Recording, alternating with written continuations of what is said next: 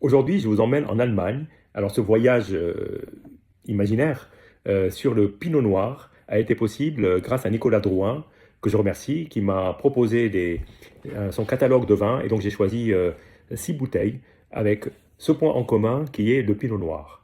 Alors, le Pinot Noir ou le Spat Burgunder, Bourgogne tardif, est un cépage qui est revenu au devant de la scène en Allemagne, dans certaines régions, en particulier dans la région de Baden, le Pfalz aussi, mais curieusement, dans le pays du Riesling, c'est-à-dire la Moselle, on trouve des pinots noirs. Et donc, du coup, j'ai organisé une dégustation avec mon club dégustation, qui a déjà 40 ans, où j'ai aligné 6 bouteilles à l'aveugle.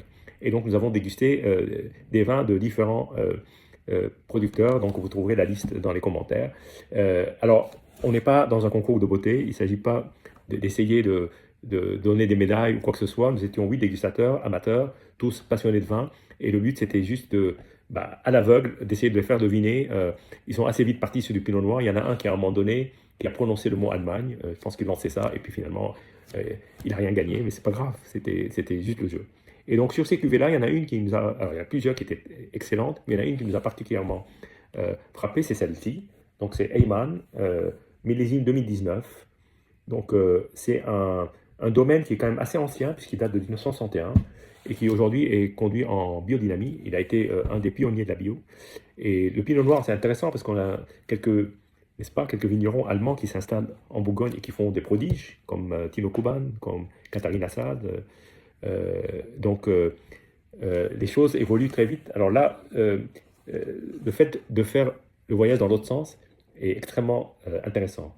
Donc là, on a une vraie robe de pinot noir avec une légère évolution, des pourtours orangés. Bon, là, on est sur un 27 ans. Je pense que ce vin-là a aussi l'avantage d'être bu dans sa plénitude. D'autres étaient un peu trop jeunes. Il y avait des 2023. Donc voilà. Alors, le nez est un nez magnifique.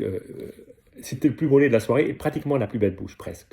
Le plus beau nez parce que c'était un nez assez puissant, très framboisé, partant sur des aromatiques de chocolat, légères épices, un peu réglissées, un peu poivrées. Et en bouche,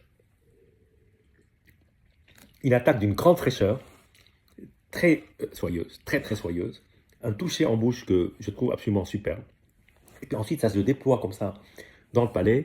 Il y a une gourmandise, il y a un équilibre. On trouve quand même pas mal d'acidité dans ces pinots noirs allemands. Et là, on a une belle acidité, superbe, et une fin qui est longue. Et surtout, moi, c'est la matière qui m'a vraiment frappé.